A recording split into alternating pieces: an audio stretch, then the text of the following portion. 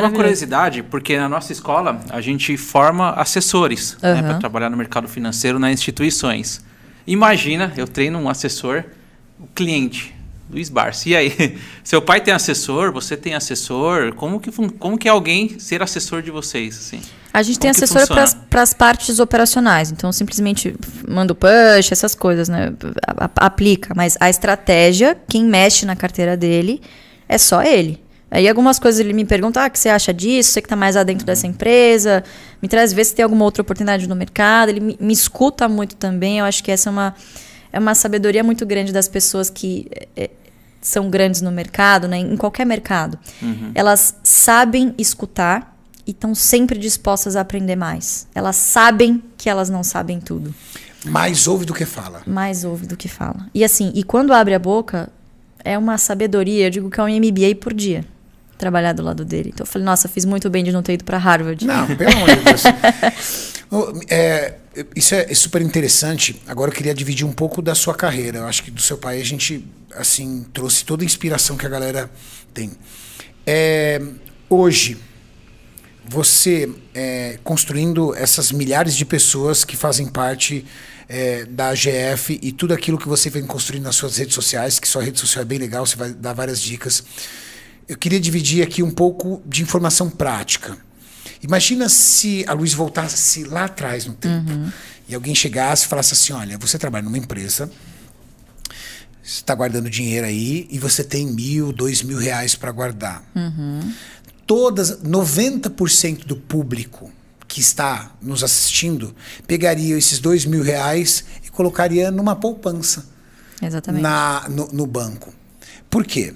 Porque por mais que a gente tenha assim, acesso à informação, o Brasil ele não tem cultura para isso. Exatamente. Diferente dos Estados Unidos. Eu tive a oportunidade, não sei se você ficou sabendo, eu tive a oportunidade de entrevistar o presidente da República e ele ficou aqui, ó. Assisti. E eu falei pro presidente da República, depois em offline, eu falei assim, presidente, a gente aprende equação de primeiro grau, equação de segundo grau, que é bom pra caramba, mas a gente não vai usar nunca mais na vida, porque tudo isso a gente tira na calculadora. Só que o jovem não sabe como lidar com o dinheiro dele. Exato. A cultura dele é aquela cultura lá da década de 70, 80. Bota na poupança. E a gente sabe que a poupança é medíocre. Hoje, se você tivesse R$2.000, por exemplo, para começar a investir, e você não tem a menor noção disso, o que a pessoa pode fazer para tentar entender um pouco mais sobre isso? Legal. Uma pessoa que totalmente é offline dessa área. Ele não tem nada a ver com isso. Mas ele queria ver o dinheiro dele rendendo um pouco mais do que o que todo mundo sabe fazer, que é colocar o dinheiro na mão do gerente do banco. Bom, vamos lá. Um erro muito comum, o que as pessoas fazem, né? Primeiro, querem o ganho rápido. Então, o que você faz intuitivamente? Você olha o que está rendendo mais no momento. Só que o que está rendendo mais no momento já passou. Você já perdeu esse barco, muito provavelmente, né? Então, primeira coisa, dividir o seu dinheiro, primeiro, fazer sobrar, né? Tem muita gente e não precisa só sobrar R$1.000, tem gente que ganha muito bem, mas que vive endividada porque precisa manter um padrão de vida que não dá conta. E está sempre buscando um boleto mais alto e tem que correr atrás, né? Dizem que o melhor vendedor é aquele que tem um boleto mais alto no final do mês, né? Então, e pagando juros, né? Exatamente, pagando juros. Então, primeiro, se você é brasileiro e você faz sobrar no final do mês, você é o herói. O que você precisa fazer agora?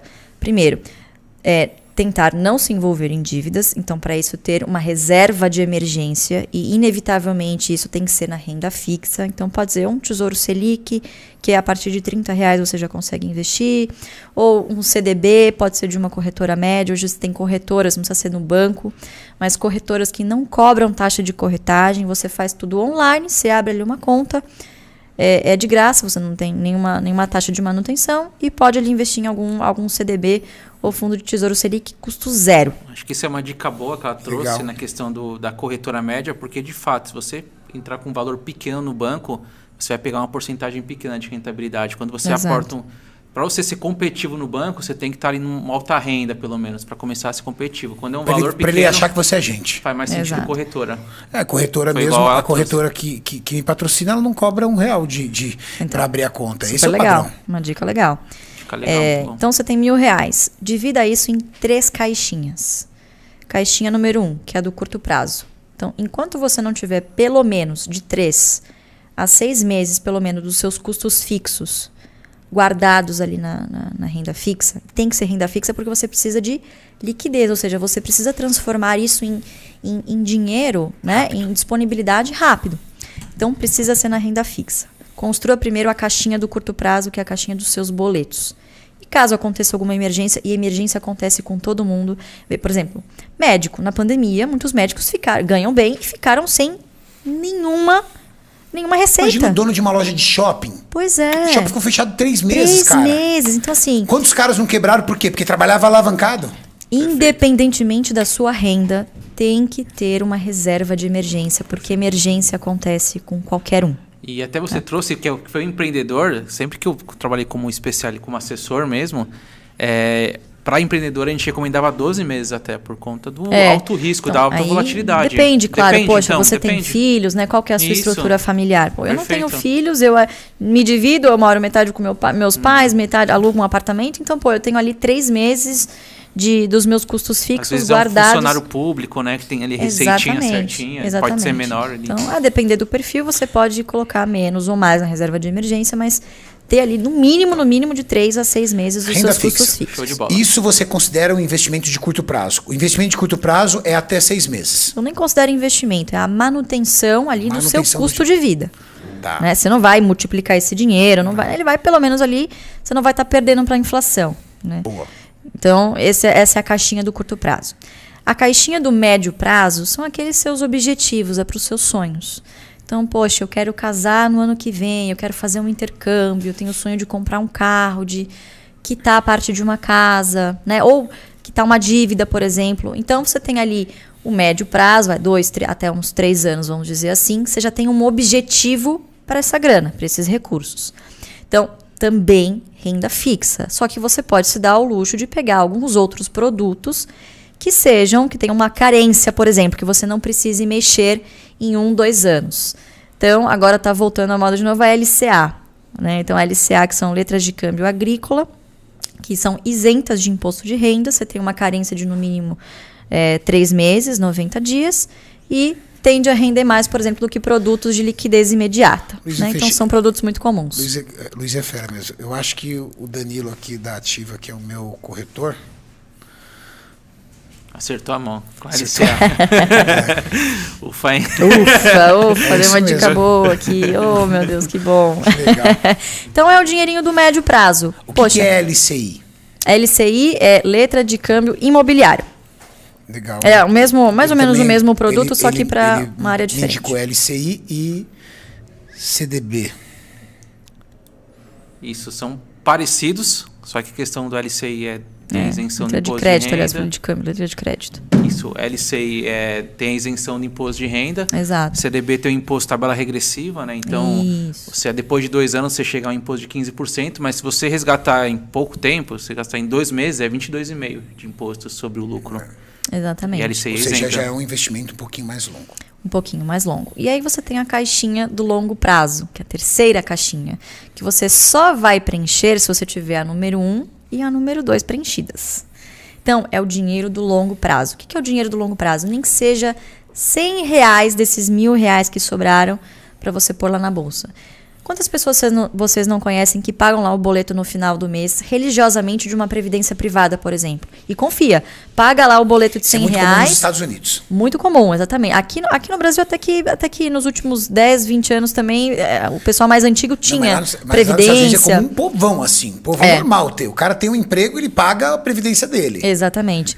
Então, o pessoal paga isso e não sabe quanto está rendendo. Confia. Paga lá a previdência privada. A nossa proposta é fazer a mesma coisa na bolsa. Os incentivaram muito ali a previdência, os bancos, né? E aí não acompanha, né? Taxa de administração. Perfeito. Exatamente. Perfeito. E tem muitos fundos de previdência hoje que perdem para o CDI. Perfeito. Né? Perdem para a taxa básica de juros. Então, quer dizer, você confia a sua previdência ali para um gestor, terceiriza completamente, sendo que dá para você fazer a mesma coisa na bolsa. Só que as pessoas encaram a bolsa como um cassino. A maioria encara a bolsa como um cassino. A última porta da esperança. Né? Eu quero fazer day trade, eu quero ganhar muito dinheiro ali, porque pessoas enriqueceram ali. Mas o cemitério é um lugar muito silencioso. Muito provavelmente as pessoas que ganharam muito rápido, pode ser que tenham perdido muito rápido também, né? Então, a bolsa é um lugar para você ganhar dinheiro devagar. o Instagram estragou um pouco a questão da bolsa. Porque veio um monte de vendedor de Araque, entendeu? É verdade. O cara, ele financia uma Porsche, ele aluga uma casa gigante, ele financia uma Land Rover, ele coloca tudo na garagem dele e ele fala assim, a minha vida era uma merda e agora eu sou esse cara milionário porque eu faço day trade. Exatamente. E vende fácil. Vende, porque aí ele fala assim, eu vou te dar os sinais, entre na minha sala de sinais, porque você vai deixar de andar de ônibus e você também vai andar com uma Ferrari. Ele fica rico vendendo curso, e aí... Exatamente. E a grande verdade é que o seu pai é um exemplo clássico disso. A bolsa é algo para muito tempo. Para muito tempo. Paciência e disciplina, né? A gente fala, tem O que é longo prazo, Lu? Longo prazo é no mínimo 5 anos. Mas uma vez que você se apaixona, é para sempre. É um projeto de vida. É tão para sempre que você incorpora uma filosofia de investimento. Então hoje eu saio, eu vou no shopping, eu faço a conta, comprei esse celular. Quantas ações de Banco do Brasil eu estou deixando de comprar porque eu estou comprando esse celular? Porque X ações do Banco do Brasil vão me dar X de dividendo por ano. É o que eu estou deixando de ganhar por ano em dividendo. Deixar de ganhar na bolsa é algo muito grave, né? Porque o juro composto ele se multiplica sozinho. Basta você ter paciência e disciplina. Então, eu digo que na escola, a principal fórmula que as crianças tinham que gravar na mente para a vida é a fórmula do juro composto. Porque a única variável que é exponencial, que está ali em cima, é o N, é o tempo. É o tempo. É o tempo. Cara, brilhante esse seu comentário. Brilhante, cara. Brilhante.